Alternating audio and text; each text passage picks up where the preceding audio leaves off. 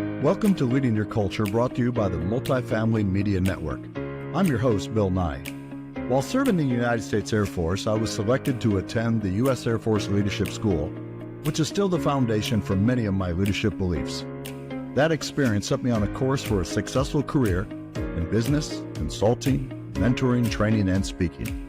In this series, my guests will come from many disciplines to discuss the most serious and at times not so serious topics on leadership and culture.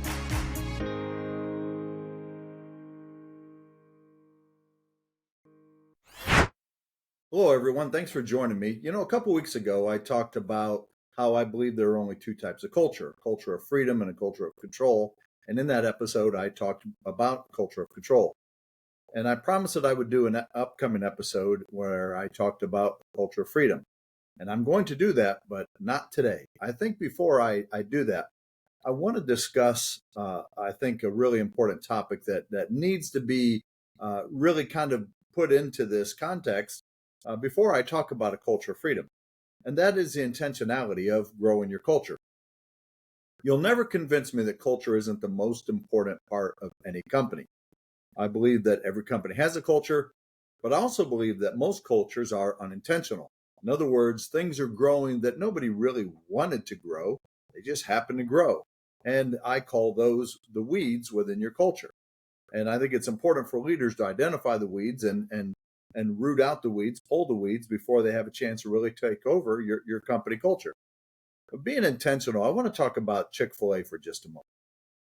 Because I think one of the mistakes that we oftentimes make is that we're trying too hard to please everybody. We're trying too hard to be all things to all people, if you will.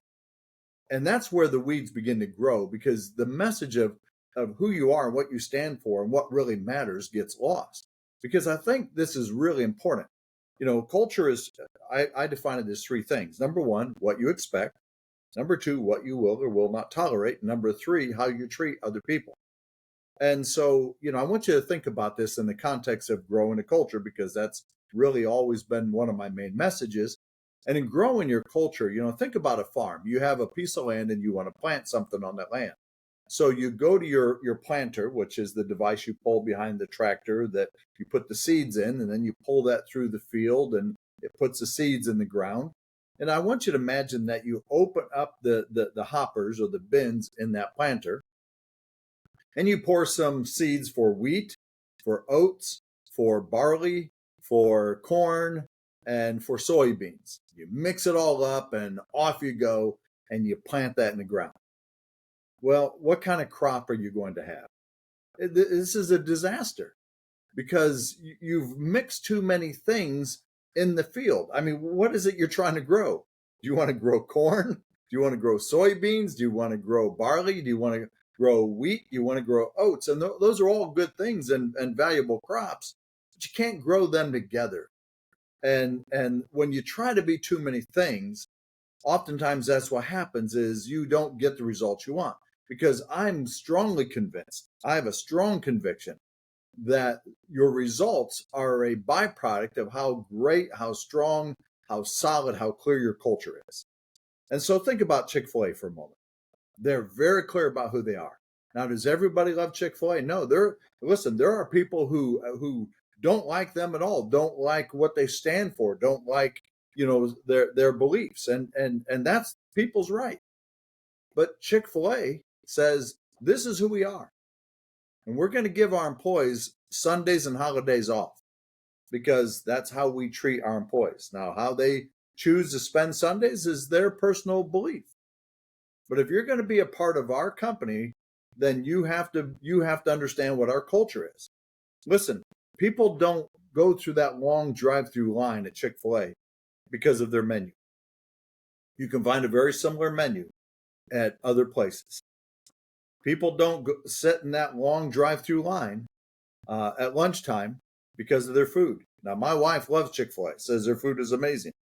I think it's just okay.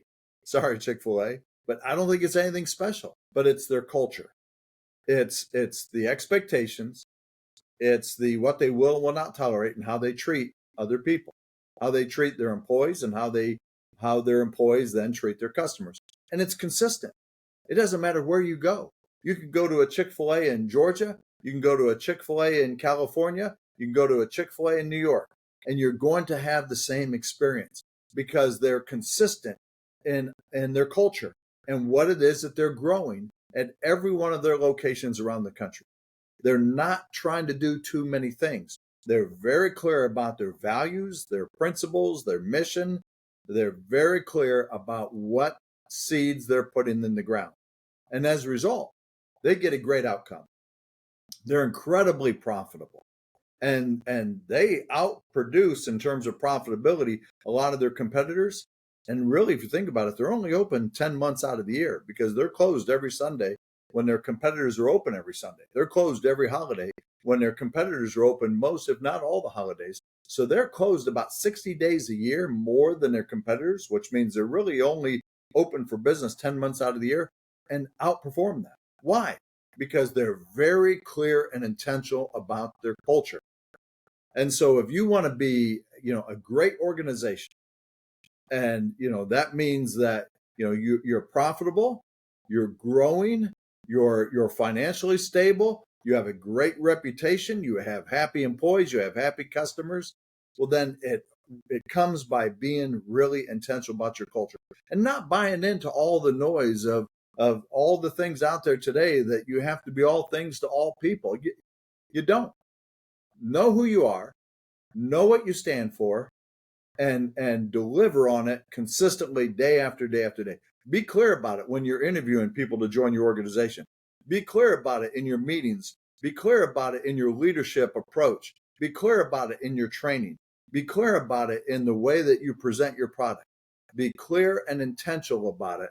And if you'll do that, you'll have a really strong culture, and the right people will want to work for you, and they'll love to continue to work for you. So you'll have long success with your employees and with your team.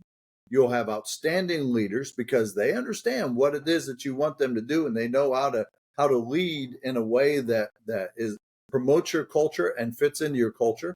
And as a result, your employees will be happier than other people's employees, which means that they'll take better care of your customers.